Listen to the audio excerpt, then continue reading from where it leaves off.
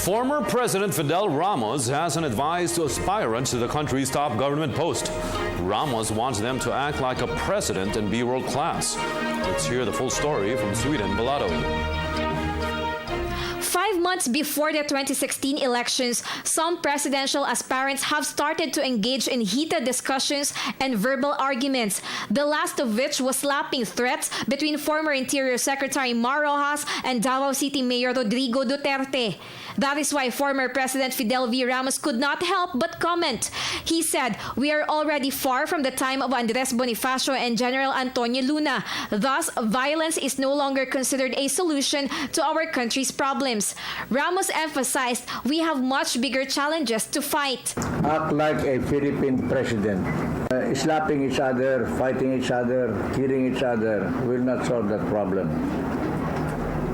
The real problems of the world today, especially the Philippines, have to do with fighting poverty, fighting natural calamities, or preparing for them if we cannot fight them.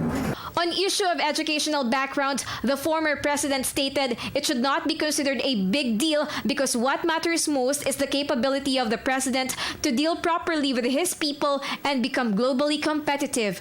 Really should not count. Because the conventional wisdom is like this.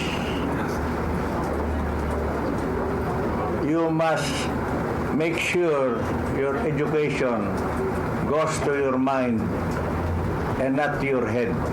A Philippine president must act like a national model. At the same time, he must be globally competitive around the world. Because you have to appear at the United Nations.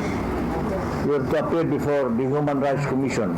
You have to appear before APEC, before ASEAN, before the East Asia Summit, etc., etc. Ramos also shared tips to 2016 candidates, and he calls it UST, or Unity of Purpose, Solidarity in Values, and Teamwork in Nation Building.